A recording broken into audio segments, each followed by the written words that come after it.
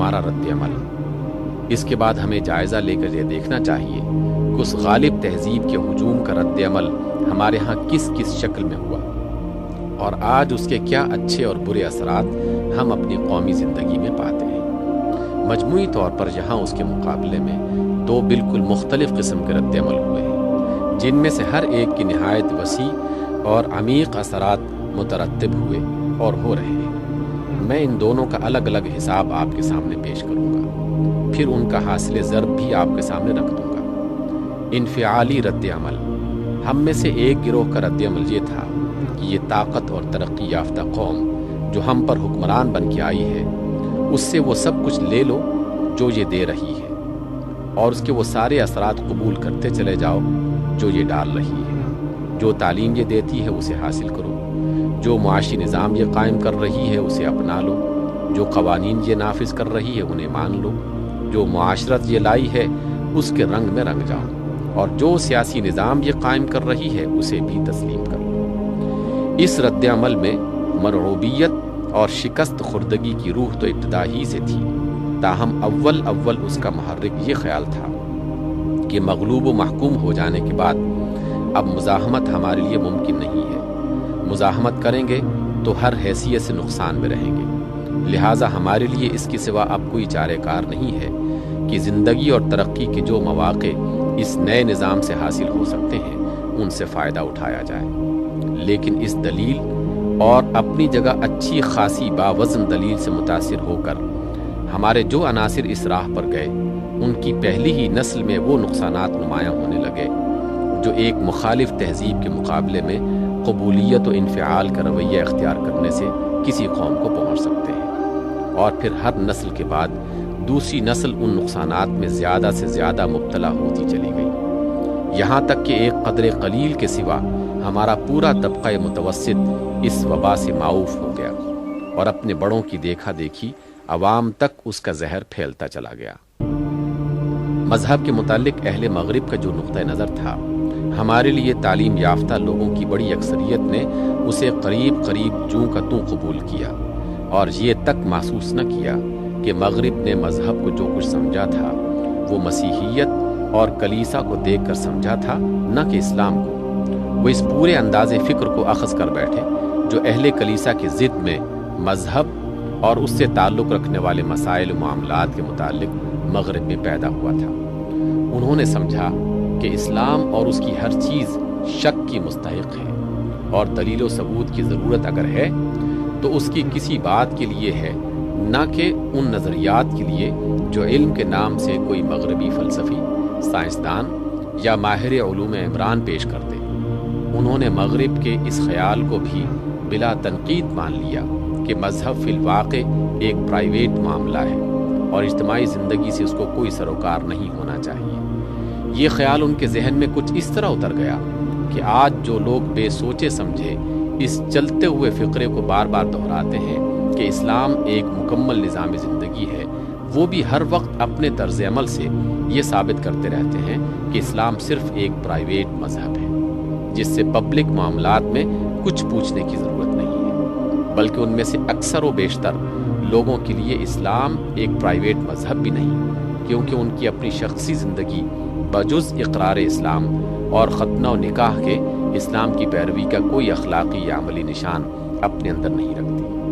ان میں سے جن لوگوں میں مذہبیت کی طرف میلان باقی رہا یا بعد میں پیدا ہوا، ان کے اندر بھی زیادہ تر اس نے یہ شکل اختیار کر لی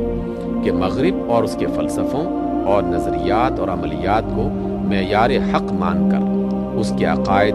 اور اس کے نظام زندگی اور اس کی تاریخ کی مرمت کر دی جائے، اور کوشش کی گئی کہ اسلام کی ہر چیز کو اس معیار پر ڈھال لیا جائے، اور جو نہ ڈھل سکے اس کو ریکارڈ سے محو کر دیا جائے، اور جو محو بھی نہ ہو سکے اس کے لیے دنیا کے سامنے معذرتیں پیش کر دی جائیں۔ ان کی عظیم اکثریت نے مغرب کے فلسفہ زندگی اور مغربی تہذیب کی فلسفیانہ بنیادوں کو بجن سے ہی اخذ کیا اور ان پر کسی تنقید کی ضرورت محسوس نہ کی۔ یہ لازمی نتیجہ تھا اس تعلیم کا جو انہیں ابتدائی مدارس سے لے کر آخری مراتب تک مدرسوں اور کالجوں میں دی گئی۔ تاریخ، فلسفہ، معاشیات، سیاسیات، قانون اور دوسرے علوم کو جس طرز پر انہوں نے پڑھا اس سے وہی ذہنیت بن سکتی تھی جو خود ان کے مغربی استادوں کی تھی، اور دنیا اور اس کی زندگی کے متعلق ان کا نقطہ نظر وہی کچھ ہو سکتا تھا جو اہل مغرب کا تھا۔ خدا اور آخرت کا علانیہ انکار تو کم ہی لوگوں نے کیا، مگر ہمارے ہاں اس تعلیم سے متاثر ہونے والوں میں ایسے لوگ بھی آخر کتنے پائے جاتے ہیں جو مادہ پرستانہ ذہنیت اور فکر آخرت سے بے نیاز نظریہ حیات نہیں رکھتے، جو اندیکھی غیر محسوس حقیقتوں کو بھی کچھ حقیقت سمجھتے ہیں، جن کی نگاہ میں مادی قدروں سے بلند تر روحانی قدروں کو بھی کچھ وقت ہے، جو دنیا کو اغراض نفسانی کی ایک بے دردانہ کشمکش کا میدان جنگ نہیں سمجھ رہے ہیں۔ اخلاق کے معاملے میں اس انفعالی رد عمل کا نتیجہ اس سے بھی بدتر ہوا۔ اپنے دور انحطاط میں ہمارے اخلاق کی جڑیں بوسیدہ تو پہلے ہی ہو چکی تھی، ہمارے امراء و اہل دولت پہلے ہی سے عیش کوش تھے، ہمارے متوسط طبقے کرائے کے سپاہی اور بھاڑے کے ٹٹو پہلے سے بنے ہوئے تھے، ہمارے اندر کوئی مستقل اور مخلصانہ وفاداری پہلے سے موجود نہ تھی۔ پھر جب اس کے ساتھ مغرب کے فلسفہ اخلاق کا جوڑ لگا تو یہاں وہ سیرتیں پیدا ہونا شروع ہو گئیں جو مغربی سیرت کے تمام برے پہلوؤں کی جامع اور اس کے اکثر روشن پہلوؤں سے خالی ہیں۔ افادیت اور لذت پرستی اور بے اصولی میں تو ہمارے ہاں کی مغرب زدہ سیرت اسی سطح پر ہے جس پر خود اہل مغرب کی سیرت پہنچی ہوئی ہے، مگر وہاں کوئی مقصد زندگی ہے جس کے لیے سخت کوشی و جان فشانی کی جاتی ہے، اور جہاں کسی مقصد زندگی کا پتہ نہیں وہاں کوئی نہ کوئی ایسی وفاداری موجود ہے جس میں اخلاص پایا جاتا ہے، جسے بیچا اور خریدا نہیں جا سکتا، مگر یہاں سب کچھ قابل فروخت ہے اور ہر شے کا تبادلہ روپے یا ذاتی مفاد سے کیا جا سکتا ہے۔ وہاں کچھ بد اخلاقیاں صرف غیر قوموں کے مقابلے میں برتنے کے لیے مخصوص ہیں، جن کا ارتکاب اپنی قوم کے خلاف کرنا گناہ عظیم سمجھا جاتا ہے، مگر جہاں جھوٹ، مکر، دھوکے، بدعہدی، خود غرضی، سازش اور تحریص و تخویف کے ہتھیار خود اپنی ہی قوم کے خلاف استعمال کر ڈالنے میں بھی کوئی مذائقہ نہیں ہے۔ امریکہ یا انگلستان میں کوئی یہ اخلاق برتے تو اس کا جینا مشکل ہو جائے،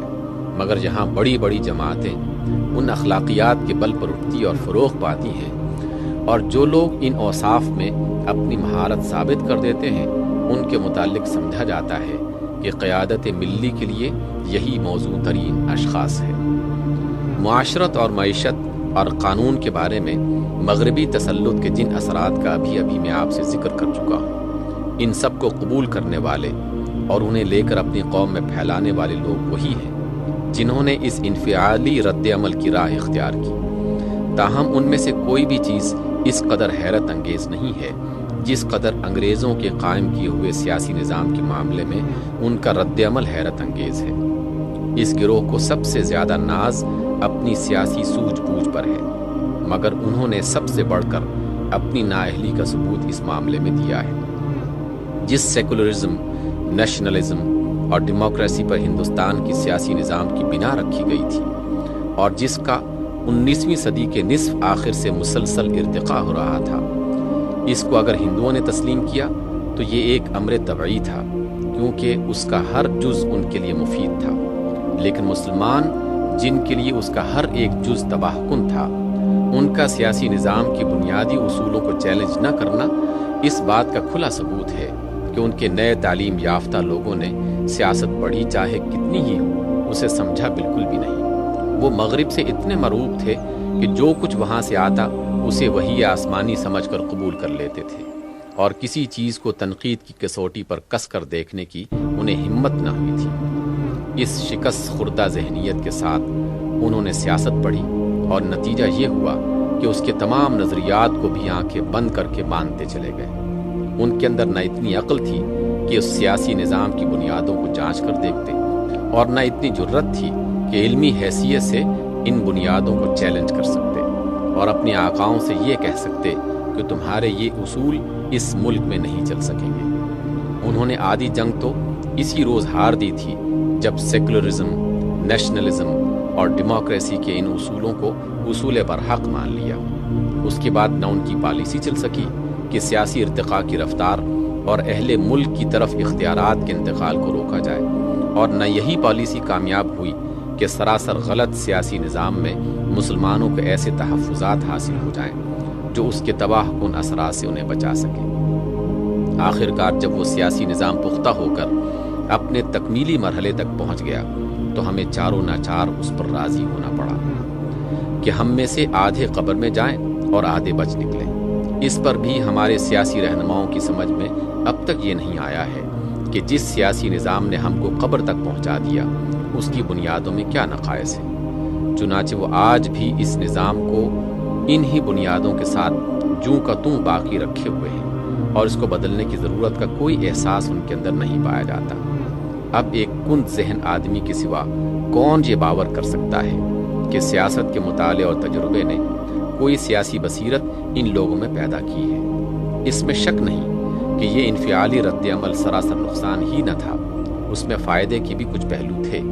اس سے ہمارا پچھلا جمود ٹوٹا، ہم موجودہ زمانے کی ترقیات سے آشنا ہوئے، ہمارے نقطۂ نظر میں وسعت پیدا ہوئی، ہم اس شدید نقصان سے بچ گئے جو صرف غیر مسلموں کے جدید تعلیم پانے اور حکومت کے نظم و نسق میں دخیل ہو جانے سے پہنچ سکتا تھا۔ ہمارے بہت سے آدمیوں کو حکومت کے مختلف شعبوں کا تجربہ حاصل ہوا، ان فائدوں میں سے کسی کا بھی میں منکر نہیں ہوں، مگر اس کے ساتھ یہ بھی تو واقعہ ہے کہ اس کی بدولت ہمارا تصور دین بدلا، تصور اخلاق بدلا، فلسفہ زندگی بدلا، ہماری قدریں متغیر ہوئیں، ہماری انفرادی سیرت اور اجتماعی تہذیب کی بنیادیں متزلزل ہوئیں، ہم اسلاف کی اندھی تقلید سے نکل کر اغیار اور گمراہ و بدکردار اغیار کی اندھی تقلید میں مبتلا ہو کر رہ گئے، جس نے ہمیں دینی حیثیت سے بھی تباہ کیا اور دنیاوی حیثیت سے بھی۔ جمودی رد عمل۔ ہمارے ہاں ایک دوسرے گروہ کا رد عمل اس کے بالکل برعکس تھا۔ پہلا گروہ اگر آنے والے سیلاب میں بہہ نکلا تو دوسرا گروہ اس کے آگے جمود کی چٹان بن کر بیٹھ گیا۔ اس نے کوشش کی کہ علم اور مذہب اور اخلاق اور معاشرت اور روایات کی اس پوری میراث کو جو 18ویں صدی کے لوگوں نے چھوڑی اور 19ویں صدی کے لوگوں نے پائی تھی، اس کے تمام صحیح و غلط اجزاء سمیت جوں کا توں باقی رکھا جائے اور نئی فاتح تہذیب کا نہ کوئی اثر قبول کیا جائے،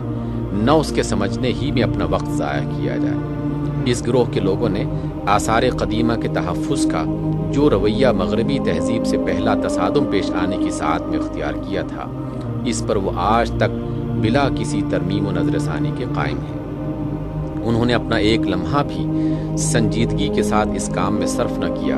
کہ اگلوں کی میراث کا تجزیہ کر کے دیکھیں کہ اس میں کیا باقی رکھنے اور کیا بدلنے کے لائق ہے۔ نہ انہوں نے کبھی سنجیدگی کے ساتھ اس سوال پر غور کیا کہ آنے والی تہذیب کیا کچھ لینے کے لیے قابل ہے، اور انہوں نے کبھی یہ سمجھنے کی کوئی معقول کوشش نہ کی کہ ہمارے نظام فکر و عمل میں وہ کیا خامیاں تھیں جو ہماری شکست کی موجب ہوئی، اور ہزارہا میل کے فاصلے سے آئی ہوئی ایک قوم کے پاس علم و عمل کی وہ کیا طاقت تھی جو اس کے غلبے کا سبب بن گئی۔ ان امور کی طرف توجہ کرنے کے بجائے انہوں نے اپنا سارا زور حالت سابقہ کو برقرار رکھنے میں صرف کیا، اور آج تک کیے جا رہے ہیں۔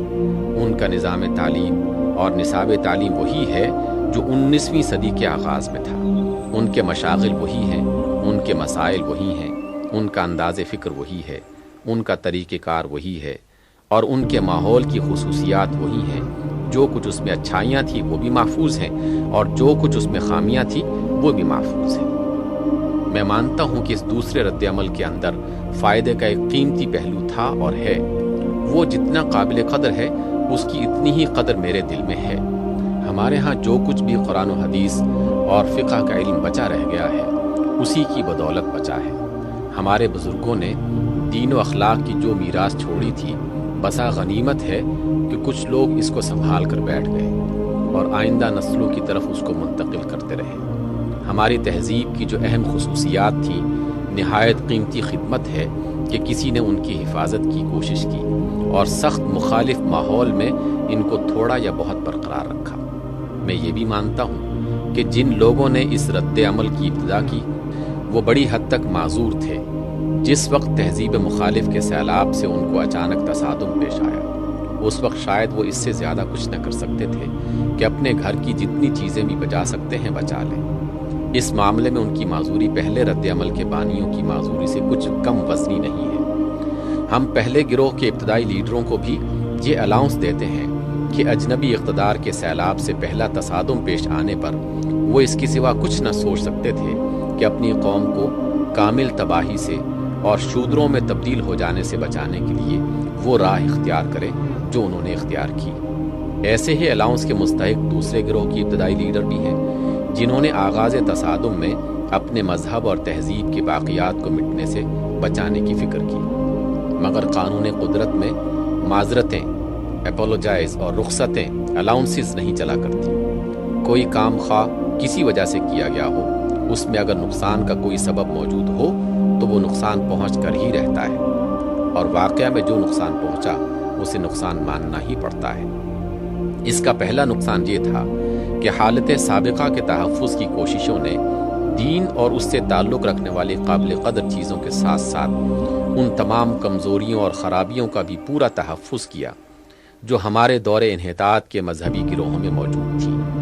یہ ملی جلی میراث جوں کی توں ہمارے حصے میں آئی، اور اب یہ ایک صحیح اسلامی انقلاب کے راستے میں ویسی ہی سخت رکاوٹ بن رہی ہے جیسی ہماری مغربیت زدہ طبقوں کی ذہنیت بن رہی ہے۔ اس کا دوسرا نقصان یہ ہوا کہ ہمارے دین اور اخلاق اور تہذیب کے اصلی جوہر کی حفاظت جیسی ہونی چاہیے تھی اس کے ذریعے سے نہ ہو سکی، بلکہ وہ روز افز و زوال میں مبتلا ہوتا چلا گیا۔ ظاہر ہے کہ سیلابوں کا مقابلہ سیلاب ہی کر سکتے ہیں، چٹانیں نہیں کر سکتی۔ یہاں کوئی طاقت ایسی نہ تھی جو مغربی تہذیب کے سیلاب کے مقابلے میں اسلامی تہذیب کا کوئی سیلاب اٹھا سکتی۔ یہاں صرف قدیم کی محافظت پر اکتفا کیا گیا، اور اس قدیم میں اصل قابل حفاظت چیزوں کے ساتھ بہت سی ایسی چیزیں بھی شامل رکھی گئیں جو نہ زندگی کی طاقت رکھتی تھی، نہ اس لائق تھی کہ ان کی حفاظت کی جاتی، اور نہ ان کے شمول سے یہ امید ہی کی جا سکتی تھی کہ ایک مخالف تہذیب کے مقابلے میں اس سے اسلام کی عزت قائم رہ سکے گی۔ یہی وجہ ہے کہ پچھلے 60-70 سال کی تاریخ پر جب نگاہ ڈالتے ہیں تو اس دوران میں ہم کو اسلام اور اس کی تہذیب آگے بڑھتی ہوئی نہیں بلکہ مسلسل پسپا ہوتی نظر آتی ہے۔ ہر سال اور ہر مہینے اور ہر دن کے حساب سے وہ دبتی اور سکڑتی رہی ہے، اور مغربی تہذیب بڑھتی اور پھیلتی گئی ہے۔ ہر دن جو ہم پر طلوع ہوا ہے اس طرح طلوع ہوا کہ مغرب کی ذہنی گمراہیوں اور اخلاقی گندگیوں اور عملی بدراہیوں نے ہمارے زندگی کے کچھ مزید رقبے پر قبضہ کر لیا، اور ہمارے دین اور اخلاق اور تہذیب نے کچھ مزید رقبہ کھو دیا۔ اس رفتار کو ہمارے محافظین طرز قدیم ایک لمحے کے لیے بھی نہ روک سکے۔ اس کا تیسرا نقصان یہ ہوا کہ ہمارا مذہبی گروہ اسلام اور غیر اسلامی قدامت کے جس مرکب کی حفاظت کر رہا تھا اس کے اندر فکری اور عملی دونوں حیثیتوں سے ہمارے اہل دولت اور اہل دماغ طبقوں کے لیے بہت کم کشش باقی رہ گئی، بلکہ اس کی کشش روز بروز کم ہوتی چلی گئی۔ ایک طرف مخالف تہذیب دماغوں کو مسخر کرنے والے، دلوں کو موہ لینے والے اور نگاہوں کو خیرہ کر دینے والے ساز و سامان کے ساتھ بڑھتی چلی آ رہی تھی، دوسری طرف اسلام کی نمائندگی ایسے مباحث، مسائل، مشاغل اور مظاہر کے ذریعے سے کی جا رہی تھی جو نہ دماغوں کو مطمئن کرتے تھے، نہ دلوں کو اپیل کرتے تھے، نہ نگاہوں کو بھلے لگتے تھے۔ اس وجہ سے مادی وسائل اور دماغی صلاحیتیں رکھنے والے گروہ دین سے اپنی رہی سہی دلچسپی بھی کھوتے اور مغربی تہذیب میں جذب ہوتے چلے گئے، اور مذہبیت کی میراث سنبھالنے کا کام بتدریج ہمارے ان طبقوں کے لیے مخصوص ہوتا چلا گیا جو مادی، ذہنی اور معاشرتی حیثیت سے پست تر تھے۔ اس کا نقصان صرف اتنا ہی نہ ہوا کہ مذہبیت کا محاذ کمزور سے کمزور تر اور مغربیت کا محاذ قوی تر ہوتا رہا، بلکہ اس سے کچھ بڑھ کر یہ نقصان ہوا کہ اسلام کی نمائندگی کا معیار علم و عقل اور زبان و اخلاق ہر اعتبار سے گرتا ہی چلا گیا، یہاں تک کہ دینداری کی آبرو بچنی مشکل ہو گئی۔ آخری اور سب سے بڑا نقصان اس پالیسی سے یہ ہوا کہ مسلمانوں کی قیادت و رہنمائی سے اہل دین بے دخل ہو گئے، اور تعلیم، تمدن، معیشت اور سیاست ہر معاملے میں مسلمانوں کو راستہ دکھانا اور اپنے پیچھے لے کر چلنا ان لوگوں کا کام ہو گیا جو نہ دین کو جانتے ہی ہیں اور نہ کوئی قدم دین سے پوچھ کر اٹھانے کی ضرورت محسوس کرتے ہیں۔ انہوں نے ساری تعلیم مغربی طرز پر پائی ہے، ان کی زندگیاں مغربی نظام معیشت سے بنی ہوئی ہیں، ان کی معاشرت مغربی سانچوں میں ڈھلی ہے اور ان کے اخلاق مغربی قدروں اور اصولوں پر تعمیر ہوئے ہیں۔ انہوں نے شریعت مغرب کے لاء کالجوں سے لی ہے اور اسی کی پریکٹس کی ہے۔ انہوں نے سیاست کے سارے اصول اور رنگ ڈھنگ اور جوڑ توڑ مغرب سے سیکھے ہیں۔ اس سرچشمہ ضلالت سے جو رہنمائی انہوں نے پائی اس پر وہ چلے اور ساری قوم کو اس پر چلایا، اور قوم پورے اعتماد سے ان کے پیچھے چلی۔ اہل دین کا اس سارے کاروبار میں اگر کوئی کام رہا تو یہ کہ یا تو گوشہ نشین ہو کر درس و تدریس اور ذکر و تسبیح میں مشغول رہیں، یا قومی قیادت پر جو بھی فائز ہو اس کے لیے دعا گو بن کر رہیں، یا پھر سیاست کے میدان میں آئیں تو کسی نہ کسی آگے چلنے والے کے پیچھے بے اثر خیمہ بردار کی حیثیت سے چلیں۔ کانگریس ہو یا مسلم لیگ، جس کی طرف بھی وہ گئے پیرو بن کر گئے۔ کسی پالیسی کے بنانے میں ان کا کوئی حصہ نہ رہا، کسی بڑی سے بڑی گمراہی کو بھی وہ روک نہ سکے، نہ اس پر ٹوک ہی سکے۔ ان کا کام اس کے سوا کچھ نہ رہا کہ جو پالیسی بھی دین سے بے نیاز یا دین کے مخالف لیڈر بنا دیں، اس کو یہ برکت دیں اور مسلمانوں کو اطمینان دلائیں کہ یہی قرآن و حدیث میں بھی لکھا ہے، یا کم از کم یہ اس میں ان کے دین کے لیے کوئی خطرہ نہیں ہے۔ یہ بیماری بڑھتے بڑھتے یہاں تک پہنچی کہ سیکولرزم تک کو ہماری بہت سی مقدس مذہبی بارگاہوں سے برکت ملی ہے۔ بے اثر لوگوں کے معاملے میں تو ان کی دینی حس اتنی تیز ہے کہ ان کی ساری دینداری پر ایک داڑھی کے طول کی کمی پانی پھیر دیتی ہے، اور چند غیر منصوص فقہی جزئیات میں ان سے ذرا سا بھی اختلاف ہو جائے تو ہادم دین قرار پاتے ہیں۔ مگر جن کے پیچھے ایک دفعہ ساری قوم مل کر زندہ باد کا نعرہ لگا دے، یا جن کو سیاسی طاقت نصیب ہو جائے، ان کو یہ تمام رخصتوں کا مستحق سمجھتے ہیں، چاہے ان کے ہاتھ پورے دین کی عمارت ہی متزلزل ہو رہی ہو۔ ہم کیا چاہتے ہیں حضرات؟ یہ ہے تفصیلی جائزہ ہماری پچھلی تاریخ کا اور ہماری موجودہ حالت کا۔ یہ جائزہ میں نے کسی کو مدعون کرنے کے لیے نہیں، بلکہ اس لیے پیش کیا ہے کہ آپ موجودہ صورتحال اور اس کے تاریخی اسباب کی اچھی طرح تشخیص کر لیں اور اس لائحہ عمل کو ٹھیک ٹھیک جانچ سکیں جو ہم نے محض اللہ کی توفیق و تائید کے اعتماد پر ان حالات میں پاکستان کی اصلاح کے لیے اور اس کو بالآخر اسلام کی نشأت ثانیہ کا علمبردار بنانے کے لیے اختیار کیا ہے۔ میری ان گزارشات سے آپ کو معلوم ہو چکا ہے کہ خرابی کا دائرہ کتنا وسیع ہے اور کس طرح ہماری قومی زندگی کے ہر شعبے میں پھیلا ہوا ہے۔ اور اب میری اس تقریر سے آپ یہ بھی معلوم کر چکے ہیں کہ جو خرابیاں بھی آج پائی جاتی ہیں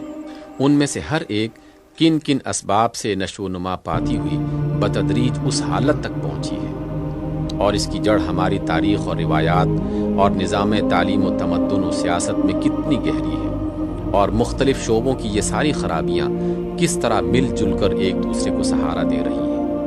اس کے بعد میں نہیں سمجھتا کہ کسی صاحب بصیرت آدمی کو یہ تسلیم کرنے میں کچھ بھی تأمل ہوگا کہ ان حالات میں جزوی اصلاح کی کوئی تدبیر نتیجہ خیز نہیں ہو سکتی۔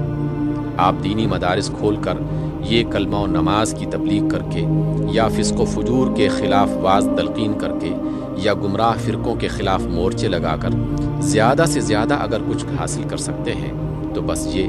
کہ دین جس رفتار سے مٹ رہا ہے اس میں کچھ سستی پیدا کر دیں اور دینی زندگی کو سانس لینے کے لیے کچھ دن زیادہ مل جائیں۔ لیکن یہ امید آپ ان تدبیروں سے نہیں کر سکتے کہ اللہ کا کلمہ بلند ہو جائے اور اس کے مقابلے میں جاہلیت کے کلمے پست ہو کر رہ جائیں، اس لیے کہ جو اسباب اس وقت تک اللہ کے کلمے کو پست اور جاہلیت کے کلمے کو بلند کرتے رہے ہیں وہ سب بدستور موجود رہیں گے۔ اسی طرح اگر آپ چاہیں کہ موجودہ نظام تو انہی بنیادوں پر قائم رہے، مگر اخلاق یا معاشرت یا معیشت یا نظم و نسق یا سیاست کی موجودہ خرابیوں میں سے کسی کی اصلاح ہو جائے تو یہ بھی کسی تدبیر سے ممکن نہیں ہے، کیونکہ ان میں سے ہر چیز موجودہ نظام زندگی کی بنیادی خرابیوں کی آفریدہ اور پروردہ ہے، اور ہر خرابی کو دوسری بہت سی خرابیوں سے سہارا مل رہا ہے۔ ایسے حالات میں ایک جامع فساد کو رفع کرنے کے لیے ایک جامع پروگرام ناگزیر ہے جو جڑ سے لے کر شاخوں تک پورے توازن کے ساتھ اصلاح کا عمل جاری رکھے۔ وہ پروگرام کیا ہو اور وہ ہمارے نزدیک کیا ہے، اسی پر اب میں گفتگو کرنا چاہتا ہوں، مگر اس پر گفتگو شروع کرنے سے پہلے ایک سوال کا جواب ملنا ضروری ہے۔ وہ سوال یہ ہے کہ آپ فی الواقع چاہتے کیا ہیں، یا زیادہ صحیح الفاظ میں آپ میں سے کون کیا چاہتا ہے؟ یکسوئی کی ضرورت۔ حقیقت یہ ہے کہ ہم اب ایک ایسے مرحلے میں پہنچ چکے ہیں جہاں مسلسل تجربے نے یہ بات ثابت کر دی ہے کہ اسلام اور جاہلیت کا یہ ملا جلا مرکب جو اب تک ہمارا نظام حیات بنا رہا ہے زیادہ دیر تک نہیں چل سکتا۔ یہ اگر چلتا رہا تو دنیا میں بھی ہماری کامل تباہی کا موجب ہوگا اور آخرت میں بھی، اس لیے کہ اس کی وجہ سے ہم اس حالت میں مبتلا ہیں کہ ایمان مجھے روکے ہے تو کھینچے ہیں مجھے کفر۔ نہ ہم امریکہ اور روس اور انگلستان کی طرح پوری یکسوئی کے ساتھ اپنی دنیا ہی بنا سکتے ہیں، کیونکہ ایمان و اسلام سے ہمارا جو تعلق ہے وہ ہمیں اس راستے پر بے محابہ نہیں چلنے دیتا، اور نہ ہم ایک سچی مسلمان قوم کی طرح اپنی آخرت ہی بنا سکتے ہیں، کیونکہ یہ کام ہمیں وہ جاہلیت نہیں کرنے دیتی جس کے بے شمار فتنے ہم نے اپنے اندر پال رکھے ہیں۔ اس دو دلی کی وجہ سے ہم کسی چیز کا حق بھی پوری طرح ادا نہیں کر سکتے، نہ دنیا پرستی کا نہ خدا پرستی کا۔ اس کی وجہ سے ہمارا ہر کام خواہ دینی ہو یا دنیاوی دو متضاد افکار اور رجحانات کی رزمگاہ بنا رہتا ہے، جن میں سے ہر ایک دوسرے کا توڑ کرتا ہے، اور کسی فکر و رجحان کے مطالبے میں بھی کما حقہ پورے نہیں ہونے پاتے۔ یہ حالت بہت جلد ختم کر دینے کے لائق ہے۔ اگر ہم اپنے دشمن نہیں ہیں تو ہمیں بہرحال یکسو ہو جانا چاہیے۔ اس یکسوئی کی صرف دو ہی صورتیں ممکن ہیں، اور ہم کو دیکھنا ہے کہ ہم ان میں سے کون سی صورت کو پسند کرتے ہیں۔ اس کی ایک صورت یہ ہے کہ ہمارے سابق حکمرانوں نے اور ان کی غالب تہذیب نے جس راستے پر اس ملک کو ڈالا تھا اسی کو اختیار کر لیا جائے، اور پھر خدا اور آخرت اور دین اور دینی تہذیب و اخلاق کا خیال چھوڑ کر ایک خالص مادہ پرستانہ تہذیب کو نشو و نما دیا جائے، تاکہ یہ ملک بھی ایک دوسرا روس یا امریکہ بن سکے۔ مگر علاوہ اس کے یہ راہ غلط ہے، خلاف حق ہے اور تباہ کن ہے۔ میں کہوں گا کہ پاکستان میں اس کا کامیاب ہونا ممکن بھی نہیں ہے، اس لیے کہ یہاں کی نفسیات اور روایات میں اسلام کی محبت اور عقیدت اتنی گہری جڑیں رکھتی ہیں کہ انہیں اکھاڑ پھینکنا کسی انسانی طاقت کے بس کا کام نہیں ہے۔ تاہم جو لوگ اس راستے پر جانا چاہتے ہیں وہ میری گفتگو کے مخاطب نہیں ہیں۔ ان کے سامنے ہم اپنا پروگرام نہیں بلکہ جنگ کا الٹیمیٹم پیش کرتے ہیں۔ یکسوئی کی دوسری صورت یہ ہے کہ ہم انفرادی اور قومی زندگی کے لیے اس راہ کو انتخاب کر لیں جو قرآن اور سنت محمد صلی اللہ علیہ وسلم نے ہم کو دکھائی ہے۔ یہی ہم چاہتے ہیں، اور یہی ہم سمجھتے ہیں کہ پاکستان کی مسلم آبادی کے کم از کم 999% باشندے چاہتے ہیں، اور یہی ہر اس شخص کو چاہنا چاہیے جو خدا اور رسول کو مانتا ہو اور موت کے بعد کی زندگی کا قائل ہو۔ مگر جو لوگ بھی اس راہ کے پسند کرنے والے ہوں انہیں یہ اچھی طرح سمجھ لینا چاہیے کہ جن حالات سے ہم گزرتے ہوئے آ رہے ہیں اور جن میں اس وقت ہم گھرے ہوئے ہیں، ان میں تنہا اسلام اور خالص اسلام کو پاکستان کا رہنما فلسفہ حیات اور غالب نظام زندگی بنانا کوئی آسان کام نہیں ہے۔ اس کے لیے ضروری ہے کہ ہم اسلام اور غیر اسلامی قدامت کی اس آمیزش کو جسے صدیوں کی روایات نے پختہ کر رکھا ہے تحلیل کریں، اور قدامت کے اجزاء کو الگ کر کے خالد اسلام کے اس جوہر کو لے لیں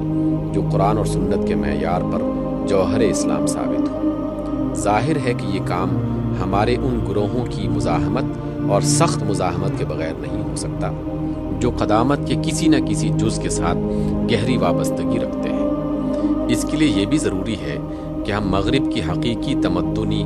اور علمی ترقیات کو اس کے فلسفہ حیات اور انداز فکر اور اخلاق و معاشرت کی گمراہیوں سے الگ کریں، اور پہلی چیز کو لے کر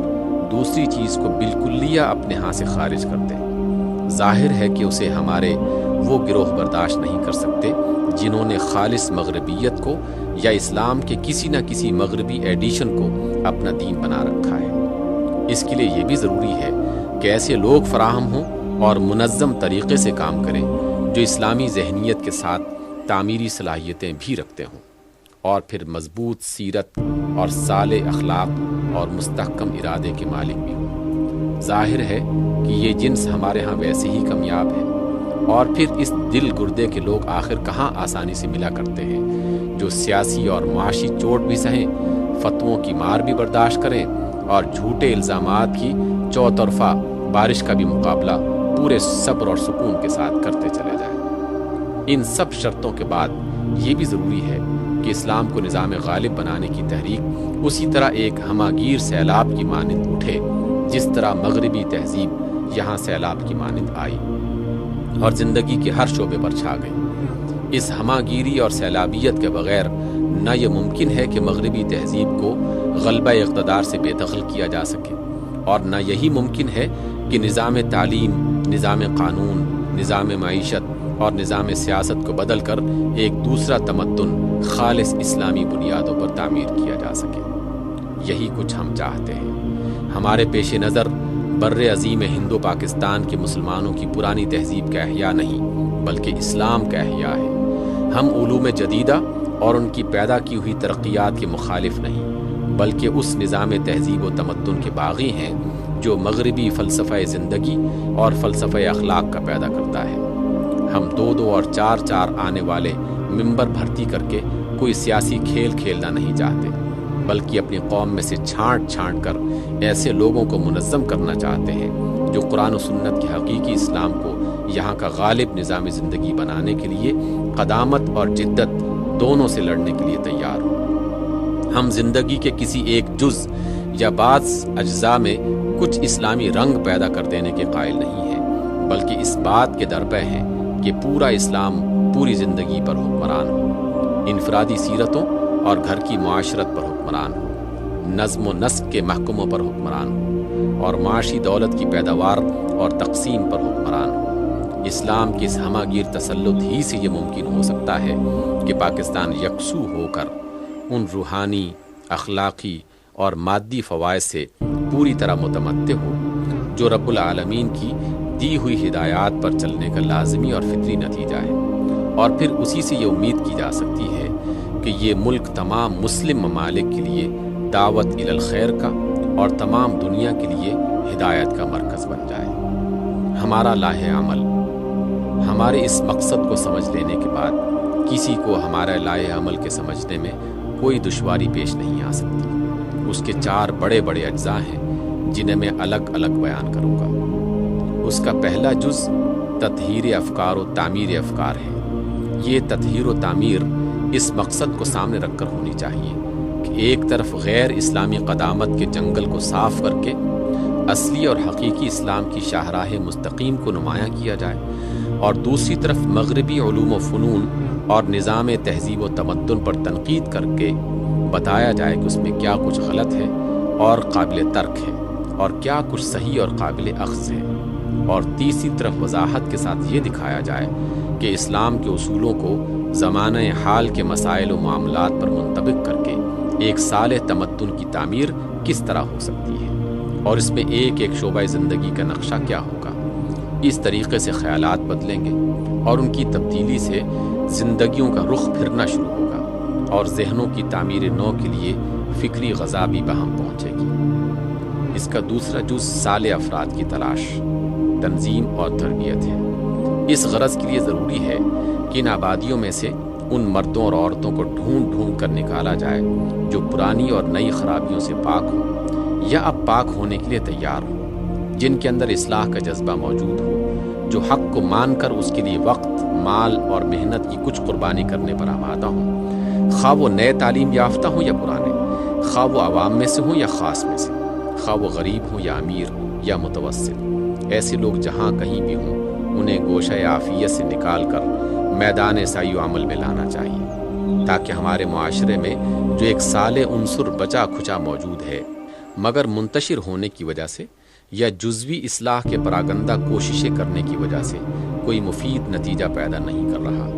وہ ایک مرکز پر جمع ہو کر اور ایک حکیمانہ پروگرام کے مطابق اصلاح و تعمیر کے لیے منظم کوشش کر سکے۔ پھر ضرورت ہے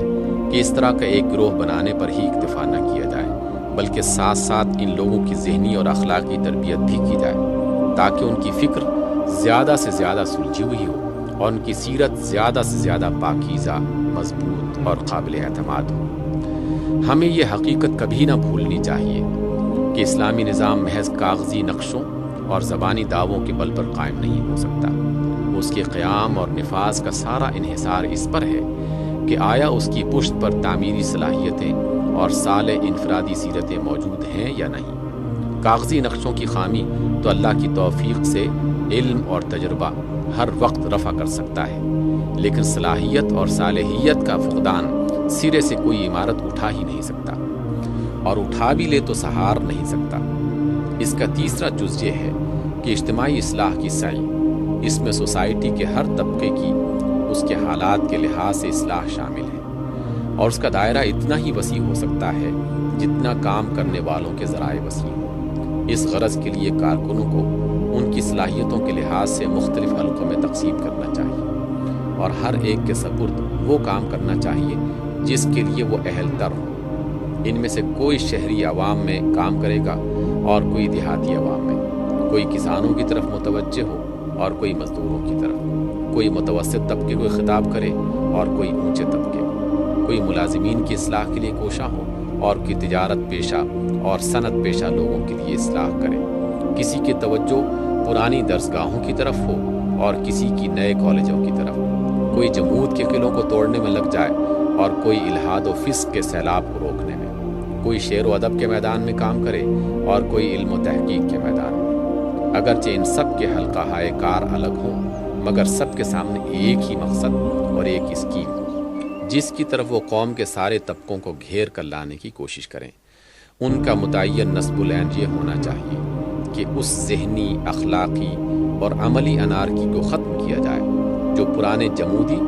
اور نئے انفعالی رجحانات کی وجہ سے ساری قوم میں پھیلی ہوئی ہے، اور عوام سے لے کر خواص تک سب میں صحیح اسلامی فکر، اسلامی سیرت اور سچے مسلمانوں کی سی عملی زندگی پیدا کی جائے۔ یہ کام صرف واعظ و تلقین اور نشر و اشاعت اور شخصی ربط و مکالمہ سے نہیں ہونا چاہیے، بلکہ مختلف سمتوں میں باقاعدہ تعمیری پروگرام بنا کر پیش قدمی کرنی چاہیے۔ مثلاً یہ عاملین اصلاح جہاں کہیں اپنی تبلیغ سے چند آدمیوں کو ہم خیال بنانے میں کامیاب ہو جائیں، وہاں وہ انہیں ملا کر ایک مقامی تنظیم قائم کر دیں، اور پھر ان کی مدد سے ایک پروگرام کو عمل میں لانے کی کوشش کرتے ہیں جس کے چند اجزاء یہ ہیں: بستی کی مسجدوں کی اصلاح حال، عام باشندوں کو اسلام کی بنیادی تعلیمات سے روشناس کرانا، تعلیم بالغاں کے انتظام، کم از کم ایک دارالمطالعہ کا قیام، لوگوں کو ظلم و ستم سے بچانے کے لیے اجتماعی جدوجہد، باشندوں کے تعاون سے صفائی اور حفظان صحت کی کوشش، بستی کے یتیموں، بیواؤں، معذوروں اور غریب طالب علموں کی فہرستیں مرتب کرنا، اور جن جن طریقوں سے ممکن ہو ان کی مدد کا انتظام کرنا، اور اگر ذرائع فراہم ہو جائیں تو کوئی پرائمری اسکول یا ہائی اسکول یا مذہبی تعلیم کا ایسا مدرسہ قائم کرنا جس میں تعلیم کے ساتھ اخلاقی تربیت کا بھی انتظام ہو۔ اسی طرح جو لوگ مزدوروں میں کام کریں وہ ان کو اشتراکیت کے زہر سے بچانے کے لیے صرف تبلیغ ہی پر اکتفا نہ کریں، بلکہ عملاً ان کے مسائل کو حل کرنے کی بھی سعی کریں۔ انہیں ایسی مزدور تنظیمات قائم کرنی چاہیے جن کا مقصد انصاف کا قیام ہو، نہ کہ ذرائع پیداوار کو قومی ملکیت بنانا۔ ان کا مسلک جائز اور معقول حقوق کے حصول کی جد و جہد ہو، نہ کہ طبقاتی کشمکش۔ ان کا طریقہ کار اخلاقی اور آئینی ہو، نہ کہ توڑ پھوڑ اور تخریب۔ ان کے پیش نظر صرف اپنے حقوق ہی نہ ہوں بلکہ اپنے فرائض بھی ہوں۔ جو مزدور یا کارکن بھی اس میں شامل ہوں ان پر یہ شرط عائد ہونی چاہیے کہ وہ ایمانداری کے ساتھ اپنے حصے کا فرض ضرور ادا کریں گے۔ پھر ان کا دائرہ عمل صرف اپنے طبقے کے مفاد تک ہی محدود نہیں ہونا چاہیے، بلکہ یہ تنظیمات جس طبقے سے بھی تعلق رکھتی ہوں ان کی دینی، اخلاقی اور معاشرتی حالت کو بھی درست کرنے کی کوشش کرتی رہیں۔ اس عمومی اصلاح کے پورے لائحہ عمل کا بنیادی اصول یہ ہے کہ جو شخص جس حلقے اور طبقے میں بھی کام کرے مسلسل اور منظم طریقے سے کرے اور اپنی سعی کو ایک نتیجے تک پہنچائے بغیر نہ چھوڑے۔ ہمارا طریقہ یہ نہ ہونا چاہیے کہ ہوا کے پرندوں اور آندھی کے جھکڑوں کی طرح بیج پھینکتے چلے جائیں۔ اس کے برعکس ہمیں کسان کی طرح کام کرنا چاہیے جو ایک متعین رقبے کو لے لیتا ہے، پھر زمین کی تیاری سے لے کر فصل کی کٹائی تک مسلسل کام کر کے اپنی محنتوں کو ایک نتیجے تک پہنچا کر دم لیتا ہے۔ پہلے طریقے سے جنگل پیدا ہوتے ہیں اور دوسرے طریقے سے باقاعدہ کھیتیاں تیار ہوتی ہیں۔ اس لائحہ عمل کا چوتھا جز نظام حکومت کی اصلاح ہے۔ ہم یہ سمجھتے ہیں کہ زندگی کی موجودہ بگاڑ کو دور کرنے کی کوئی تدبیر کامیاب نہیں ہو سکتی جب تک کہ اصلاح کی دوسری کوششوں کے ساتھ ساتھ نظام حکومت کو درست کرنے کی کوشش بھی نہ کی جائے۔ اس لیے کہ تعلیم اور قانون اور نظم و نسق اور تقسیم رزق کی طاقتوں کے بل پر جو بگاڑ اپنے اثرات پھیلا رہا ہو، اس کے مقابلے میں بناؤ اور سنوار کی وہ تدبیریں جو صرف واعظ اور تلقین اور تبلیغ کے ذرائع پر منحصر ہوں، کبھی کارگر نہیں ہو سکتی۔ لہٰذا اگر ہم فی الواقع اپنے ملک کے نظام زندگی کو فسق و ضلالت کی راہ سے ہٹا کر دین حق کی صراط مستقیم پر چلانا چاہتے ہیں تو ہمارے لیے ناگزیر ہے کہ بگاڑ کو مسند اقتدار سے ہٹانے اور بناؤ کو اس کی جگہ متمکن کرنے کی براہ راست کوششیں کریں۔ ظاہر ہے کہ اگر اہل خیر و صلاح کے ہاتھ میں اقتدار ہو تو وہ تعلیم اور قانون اور نظم و نسق کی پالیسی کو تبدیل کر کے چند سال کے اندر وہ کچھ کر ڈالیں گے جو غیر سیاسی تدبیروں سے ایک صدی میں بھی نہیں ہو سکتا۔ یہ تبدیلی کس طرح ہو سکتی ہے؟ ایک جمہوری نظام میں اس کا راستہ صرف ایک ہے اور وہ ہے انتخابات کا راستہ۔ رائے عامہ کی تربیت کی جائے، عوام کے معیار انتخاب کو بدلا جائے، انتخاب کے طریقوں کی اصلاح کی جائے اور پھر ایسے صالح لوگوں کو اقتدار کے مقام پر پہنچایا جائے جو ملک کے نظام کو خالص اسلام کی بنیادوں پر تعمیر کرنے کا ارادہ بھی رکھتے ہوں اور قابلیت بھی۔ ہماری تشخیص یہ ہے کہ اس ملک کے سیاسی نظام کی خرابیوں کا بنیادی سبب یہاں کے طریق انتخاب کی خرابی ہے۔ جب انتخاب کا موسم آتا ہے تو منصب و جاہ کے خواہش مند لوگ اٹھ کھڑے ہوتے ہیں اور دوڑ دھوپ کر کے یا تو کسی پارٹی کا ٹکٹ حاصل کرتے ہیں یا آزاد امیدوار کی حیثیت سے اپنے لیے کوشش شروع کر دیتے ہیں۔ اس کوشش میں وہ کسی اخلاق اور کسی ضابطے کے پابند نہیں ہوتے۔ کسی جھوٹ، کسی فریب، کسی چال، کسی دباؤ اور کسی ناجائز سے ناجائز ہتھ کنڈے کے استعمال میں بھی ان کو دریغ نہیں ہوتا۔ جسے لالچ دیا جا سکتا ہے اس کا ووٹ لالچ سے خرید لیتے ہیں، جسے دھمکی سے مرعوب کیا جا سکتا ہے اسے مرعوب کر کے ووٹ حاصل کر لیتے ہیں، جسے دھوکہ دیا جا سکتا ہے اس کا ووٹ دھوکے سے لے لیتے ہیں، اور جس کو کسی تعصب کی بنا پر اپیل کیا جا سکتا ہے اس کا ووٹ تعصب کے نام پر مانگتے ہیں۔ اس گندے کھیل کے میدان میں قوم کے شریف عناصر اول تو اترتے ہی نہیں، اور بھولے بھٹکے اگر وہ کبھی اتر ہی آتے ہیں تو پہلے ہی قدم پر انہیں میدان چھوڑ دینا پڑتا ہے۔ مقابلہ صرف ان لوگوں کے درمیان رہ جاتا ہے جنہیں نہ خدا کا خوف ہو، نہ خلق کی شرم اور نہ کوئی بازی کھیل جانے میں کسی طرح کا باک۔ پھر ان میں سے کامیاب ہو کر وہ نکلتا ہے جو سب جھوٹوں کو جھوٹ میں اور سب چال بازوں کو چال بازی میں شکست دے دے۔ رائے دینے والی پبلک جس کے ووٹوں سے یہ لوگ کامیاب ہوتے ہیں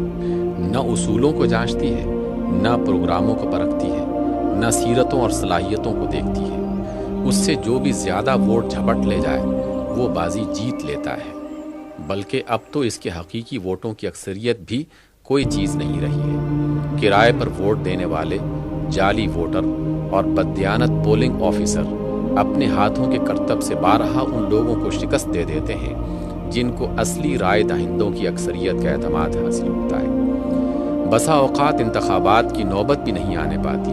ایک بے ضمیر مجسٹریٹ کسی ذاتی دلچسپی کی بنیاد پر یا کسی کا اشارہ پا کر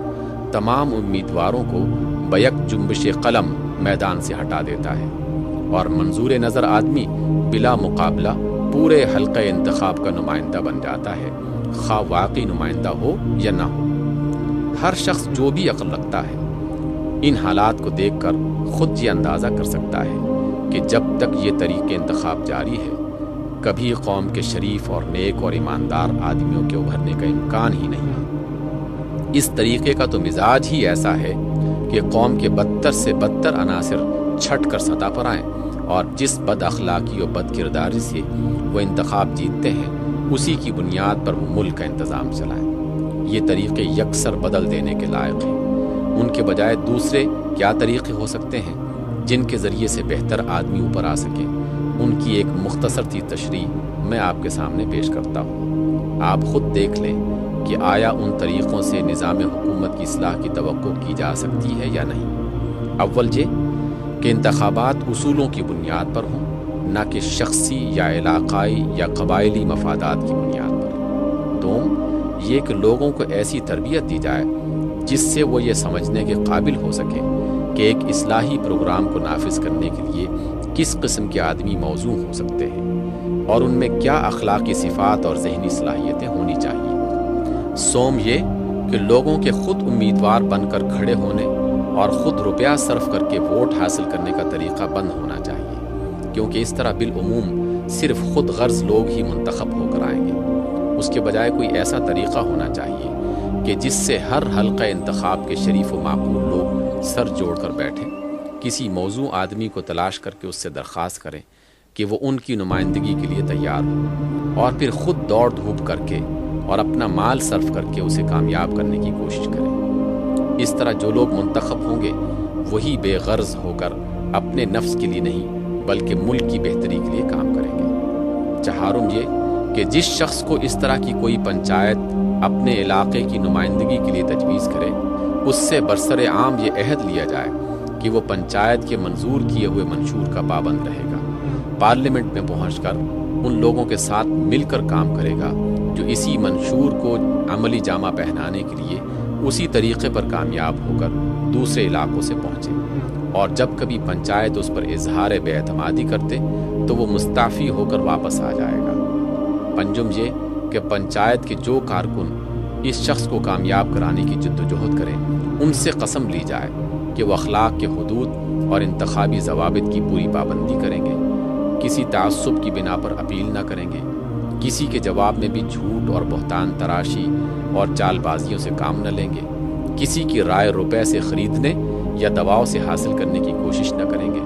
کوئی جعلی ووٹ نہ بھگتائیں گے، خواہ وہ جیتے یا ہارے۔ بہرحال شروع سے لے کر آخر تک پوری انتخابی جنگ صداقت اور دیانت کے ساتھ بالکل باصول طریقوں سے لڑیں گے۔ میرا خیال یہ ہے کہ اس ملک کے انتخابات میں ان 5 طریقوں کو آزمایا جائے تو جمہوریت کو قریب قریب بالکل پاک کیا جا سکتا ہے اور بد کردار لوگوں کے لیے برسر اقتدار آنے کے دروازے بند کیے جا سکتے ہیں۔ یہ ضروری نہیں ہے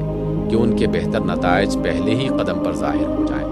لیکن اگر اس رخ پر ایک دفعہ انتخابات کو ڈال دیا جائے تو جمہوریت کا مزاج یکسر تبدیل کیا جا سکتا ہے۔ ممکن ہے کہ ان طریقوں سے نظام حکومت کی واقعی تبدیلی میں 25-30 سال صرف ہو جائیں یا اس سے بھی زیادہ، مگر میں سمجھتا ہوں کہ تبدیلی کا صحیح راستہ یہی ہے، اور جو تبدیلی اس طریقے سے ہوگی وہ انشاءاللہ پائیدار اور مستحکم ہوگی۔ حضرات، میں نے اس تقریر میں مرض اور اسباب مرض کی پوری تشخیص و تشریح آپ کے سامنے رکھ دی ہے، طریق علاج بھی بیان کر دیا ہے اور وہ مقصد بھی پیش کر دیا ہے جس کے لیے ہم علاج کی یہ کوشش کرنا چاہتے ہیں۔ اس کے بعد یہ رائے قائم کرنا آپ کا اپنا کام ہے کہ میری باتیں کہاں تک قابل قبول